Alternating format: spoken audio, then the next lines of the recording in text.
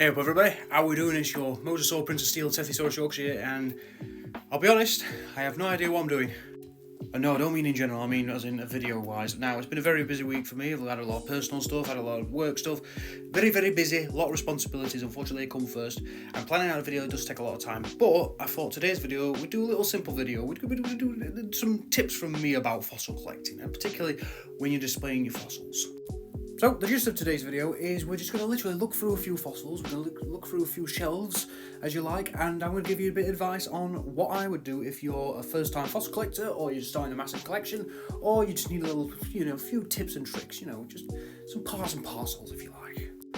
Now, my first bit of advice, and probably one of the most key pieces of advice, is allocate a suitable space for a fossil collection. So we're going to take these two shelves in particular as good examples. You can see these two shelves were installed before I did any fossil hunting, and these are what I've decided to use. So I thought, hey, I've got these two spaces. I'm going to try and work with them and allocate my fossils as best as I can. Now, first bit of advice I've got is don't be afraid to split your fossil collection. So what I mean by that is don't be afraid to split your fossil collection into certain categories. So for example, I've got up here, this is my Yorkshire fossil shelf. This is my European and African fossil shelf. So up here we have the Yorkshire fossil shelf. Now I won't be going through all these individually, but they will be featured in some of them. And there's a little bit of an interloper in here. Over here, there's a Hildite. He's from Oxford, but because he's the same age as these guys, he can stay there unless I decide to move him. But that's another problem. And the next shelf down here is a mixture of European and some African fossils. And the reason I've lumped them all together is because I have fewer of them than the Yorkshire fossils, which is another bit of advice I've got. If you've got a majority collecting area, I would allocate a large enough shelf or a large enough space to that particular collection. And if you have a smaller subset of collections, then I'd actually allocate them all together. So these are mostly a mixture of European and African fossils. So don't be afraid to mix them about, it's all good, it's all good. Another little piece of advice I've got is prepare to prep your fossils, preparing them to put on the shelves. Bit of a tongue twister there. For example, we have this block of what appears to be a bioclastic Eocene material, and this is from France. And initially, this was about twice the size, but you can see there, I've cut the bottom off it. And in fact, you can see a nice cross-section of a gastropod in there.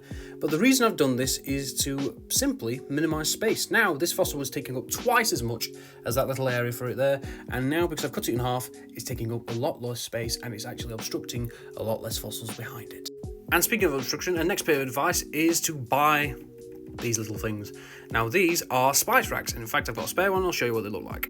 So here we have a spice rack which does not contain any of the spice but is extra long, so yeah, that works. But this piece of equipment, it didn't cost me that much. I think I bought several of these for about £6 each. I can't exactly remember, but they were quite cheap as chips. And let me tell you something, they've been incredibly helpful for displaying fossils. These are absolute diamonds in the rough in terms of fossil collecting, because you can stack loads of fossils on here and you know that your fossil's going to be displayed well. You can see all your fossils, none of the fossils blocking each other, and these are actually quite sturdy. Now, I do apologise if these are all in a bit of a random order, but another bit of advice is to get a nice thick shelf and get some of these sort of grip supports, because these are they're perfect. I mean, they're very strong. They're actually adjustable as well, as you can see there, and they can hold a lot of weight. As you can see up here, there's quite a bit of weight up there.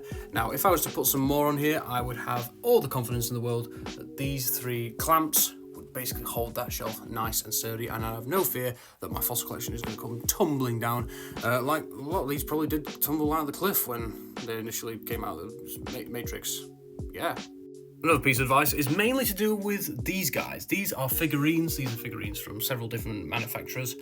And that is integrate figurines into your fossil collection. It's always good to try and treat your fossil collection as a mini museum display. Now, you want an example of what the creature looked like, of the fossil that you have. So here we have a Nautilus, or a cut piece of Nautilus, and we have a piece of, well, not a piece, but a full Nautilus there, of Nautilus figurine from Collecte.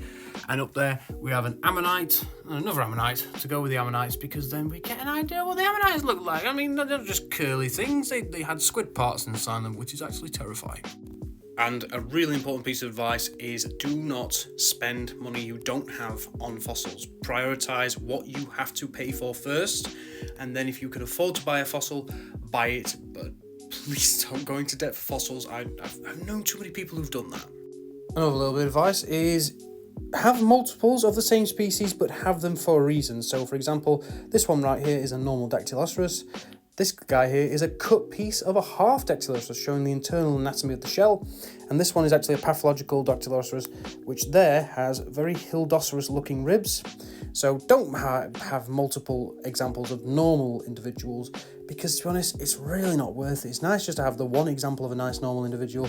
If you do want to though, it's no problem with me, but personally, I like to have one normal individual, and then if it's justified, I can have a polished version and also maybe a pathological version, and that keeps me happy, because to have multiple Dax, it's a bit He says that, and then he has a Dactylornis tenicostatum, a Zoodactylides, which is basically just a Dactylornis with straight ribs, and then you've got a golden Dactylornis, and then you've got a Dactylornis that picks up Paul Mulgrave, and then you've got this calcite Dactylornis, and this one, which is a beachworn one, and yeah. See, talk about all these Dactylornis made me go absolutely bananas, but I don't think I'm that bananas, but you know, I've seen worse. So yeah, bit of a video with no real ideas, admittedly, but I thought I'd just give some advice on how fossil collecting can be done if you're a first-time collector or you're wanting to build a bigger collection. There's my piece of advice. The main bits of advice are make sure your display area is sturdy and secure, and also don't overspend. If you can't afford the fossil, you just have to let it go, unfortunately. Anyways, guys, I'll see you later. Ta-da, bye.